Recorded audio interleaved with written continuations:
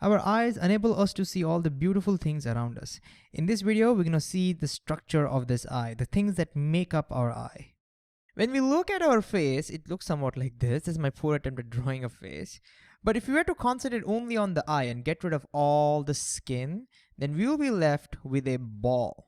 And that ball is usually called the eyeball. Now, let's look at this eyeball from the side and let's assume it is transparent so that we can see inside. Here it is. So we'll look at the different major parts of our eyes and we'll also see what each one does.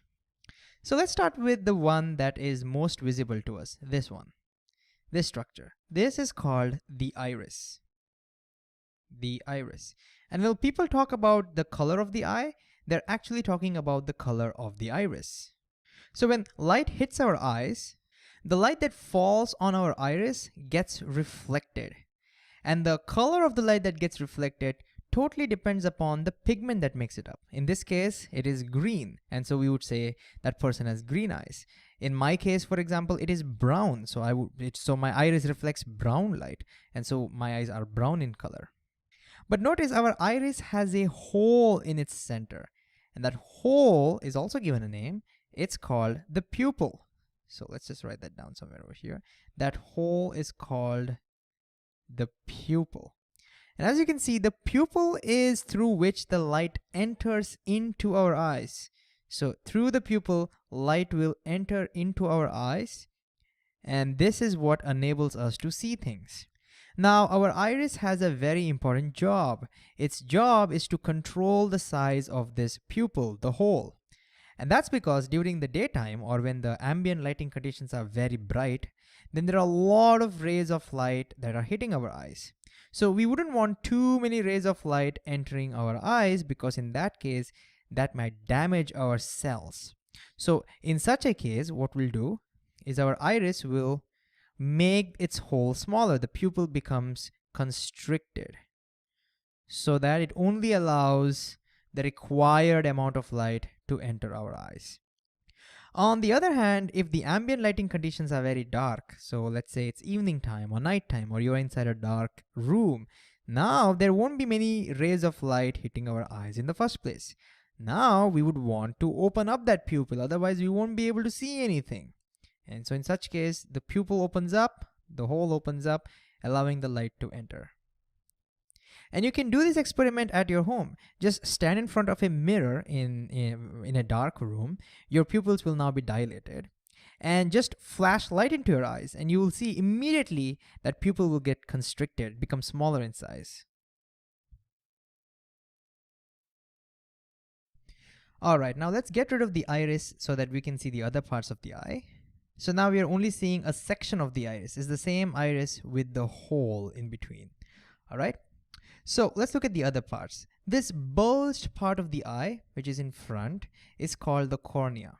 So this is called the cornea. And over here we can see a lens. This is called as the lens of the eye. So it's just called the lens. Let's write that down. This is called as the lens. And the space between the cornea and the lens is filled with a watery kind of a liquid. And it's called the aqueous humor. It's called aqueous because it's watery. And if you look at this carefully, we can now see that this cornea along with the aqueous humor and the lens, they're all convex shaped. So the cornea and the lens together form a converging lens system. And so whenever you want to concentrate on a specific object, their job is to make sure that the light from that object gets focused right at the back part of our eye. Because it's the back part where we have lots and lots of light sensitive cells.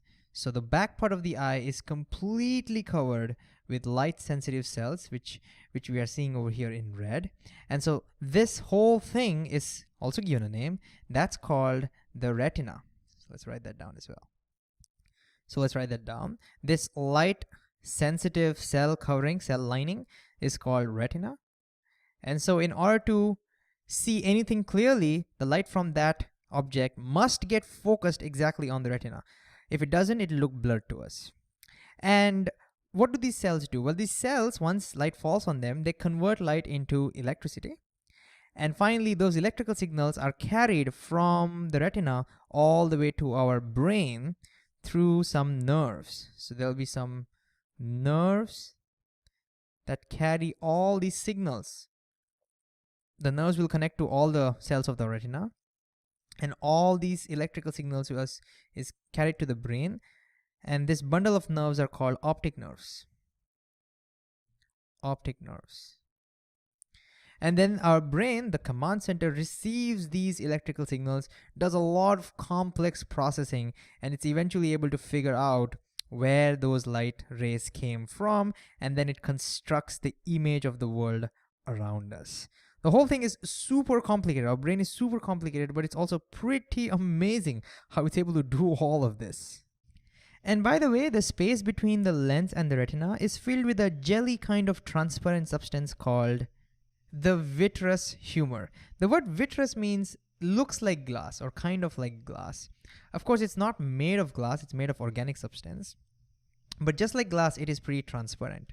So it's a jelly-like transparent material, and its job is to maintain the shape of our eyes. Without this humor, our eyes could get easily crushed under the weight of the stuff that is on top of it. So the vitreous humor is a transparent jelly-like substance. The aqueous humor is also transparent, but it's watery kind of substance. And the last thing we'll talk about are these fiber kind of things that we see over here, which are keeping our lens in place. They're called the ciliary muscles. They have a pretty important job too. Their job is to be able to change the shape of this eye lens. Well, why do we need that? Well, we need that to change the power of our eyes depending upon how far the objects are that we are looking at. This will make sense if we draw some rays of light. So let's dim all of these things and consider some rays of light. All right, imagine we are looking at objects which are very far away. Then the rays of light from that object will be parallel to each other. And in order to see it clearly, those rays must get focused onto the retina. So the ray diagram would look somewhat like this. Now the important thing is the amount of bending that is required. Notice that these rays have to be bent by this much amount so as to get focused on the retina.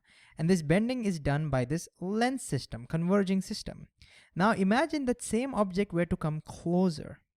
Again, to see it clearly, the rays of light must get focused onto the retina. So these rays will not change, but the incoming rays will now be diverging. And as a result, we will see now the required bending is higher. All right, so just concentrate on the bending when the object comes closer. Here it is. Can you see that?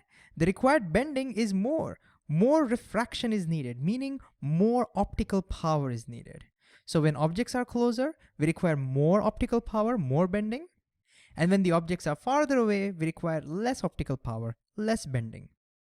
So notice our eyes should be able to change its power depending upon how far the objects are. And that is accomplished by these ciliary muscles. So when the object is far away, the required power is less. And so the required curvature of our lens is also less. In such case, the ciliary muscles will be relaxed like what's shown over here. But when the objects come closer, since the required power is more, the ciliary muscles will start pushing on this lens to increase its curvature, as you can see. Like this. I've exaggerated the figure over here. It'll push on the lens, increase the curvature, and as a result, it will increase the optical power. And that's how, depending upon the distance of the object from our eyes, the curvature of the lens will keep changing. And that is done by these ciliary muscles. And this phenomena where ciliary muscles change the power of the eyes by changing the shape of the lens is called accommodation. So that's their job. Their job is to perform accommodation. And by the way, we're going to look at accommodation in great detail in a future video. All right, so don't worry too much about this accommodation as of now. So that's pretty much it. So let's quickly summarize what we learned. We saw that the cornea, the aqueous humor, and the lens together form a converging system whose sole job is to focus rays of light onto the retina. The retina contains light-sensitive cells whose job is to convert light into electricity. These electrical signals are carried out by optic nerves. Their job is to carry the signal all the way to the brain so that the brain can process the information. The jelly-like substance, the vitreous humor, maintains the shape of our eyeball. The iris regulates the size of the pupil, which in turn regulates the amount of light that enters our eyes. And finally, the ciliary muscles regulate the power, optical power of our eyes, depending upon the viewing distance.